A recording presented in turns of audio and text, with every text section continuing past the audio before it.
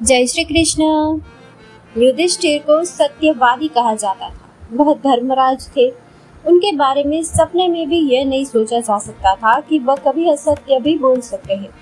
इसी वजह से उनका रथ कभी जमीन पर नहीं चलता था, बल्कि जमीन से उठकर हवा में भागता था। एक दिन तब लोग हैरान रह गए जब यह रथ हवा से धड़ से जमीन पर आ गया, और इसकी एक खास वजह थी। युधिष्ठिर के बारे में कहा जाता है कि जमाना बेशक झूठ बोल दे, लेकिन वो कभी ऐसा नहीं करते थे, ना ही उन्होंने ऐसा किया। लेकिन एक बार माना गया कि उन्होंने झूठ में साथ जरूर दिया।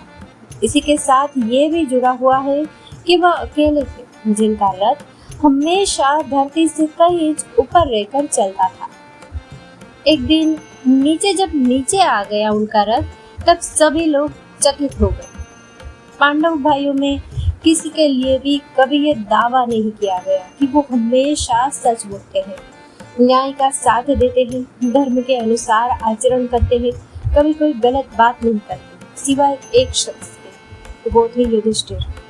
क्योंकि उन्होंने हमेशा सत्य, धर्म, न्याय और लोकाचार के अनुसार ही काम किया और हमेशा उसी के अनुसार जीवन जिया।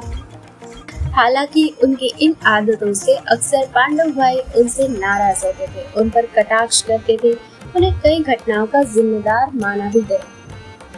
इसके बाद भी युधिष्ठिर ने अपनी सत्य और धर्म आचरण से जुड़ी बातों से हटने से इनकार कर दिया। युधिष्ठिर राजा पांडु की पहली पत्नी कुंती के पुत्र थे और यम देवता के धर्मपुत्र थे। युधिष्ठिर धर्म में विश्वास रखते थे।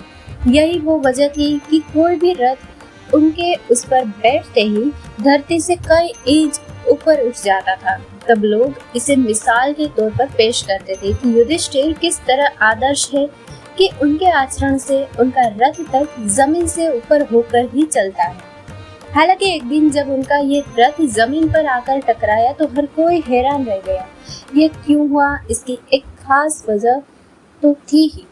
जब महाभारत का युद्ध शुरू हुआ तो युधिष्ठिर जब भी कुरुक्षेत्र युद्ध में पहुंचते थे तो उनके रथ की यही बात उन्हें अन्य योद्धाओं से अलग करती थी। चलिए हम बताते हैं कि रथ युद्ध मैदान में क्यों गिर गया। ये तब हुआ जबकि रण क्षेत्र में युधिष्ठिर का सामना गुरु द्रोण से हुआ। पांडवों ने युद्ध में ये अफवाह फैला दी कि द्रोणाचार्य के बेटे अश्वत्थामा की युद्ध मैदान में लड़ते हुए मृत्यु हो गई है। इसे सुनकर द्रोणाचार्य विचलित थे। उन्होंने ये मानने से मना कर दिया कि उनका पराक्रमी बेटा युद्ध मैदान में मारा जा सकता है। हकीकत ये थी कि पांडव पक्ष ने अश्वत्थामा को युद्ध क्षेत्र में कहीं दूर उलझा दिया था।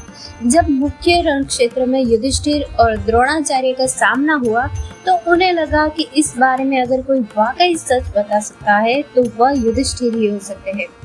पांडव पक्ष को भी मालूम था कि ऐसा होगा। खुद सबसे बड़े पांडव को भी मालूम था कि ऐसा होने वाला है। उन पर दबाव डाला कि आप युद्ध मैदान में ये बोलेंगे कि अश्वत्थामा मारा गया, पुरुष नहीं हाथी। पीछे के शब्दों को ढोल नगाड़े की आवाज तेज करके छिपा लिया जाएगा। युधिष्ठिर बिल्कुल ऐसा नहीं करना चाहते थे, लेकिन उन पर कृष्ण ने भी दबाव डाला।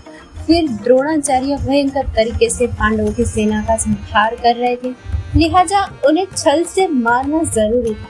नैतिक संघर्ष के उस क्षण में युधिष्ठिर ने आधा सच बताने का विकल्प चुना।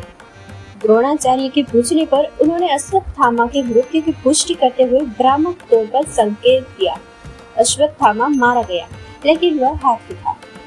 युधिष्ठिर जैसे व्यक्ति द्वारा बोले गए ये शब्द उनके नैतिक उच्च आधार और सदाचार के नुकसान का प्रतीक भी थे। जैसे ही युधिष्ठिर ने ये बोला तो द्रोणाचार्य को आघात लगा। वह अस्त्र शस्त्र छोड़कर रथ से नीचे उतर आए, जमीन पर बैठ गए। उसी समय राजा द्रुपद के बेटे धृष्टद्युम्न ने कौरवों और पांडवों के गुरु द्रोणाचार्य का सिर धड़ से अलग कर दिया। जैसे ही यह सब हुआ तब तुरंत युधिष्ठिर का हवा से जमीन पर आकर रथ गिर गया। जिसने भी युद्ध क्षेत्र में इसे देखा हतप्रभ रह गया, क्योंकि ये बात किसी अनहोनी की तरह थी।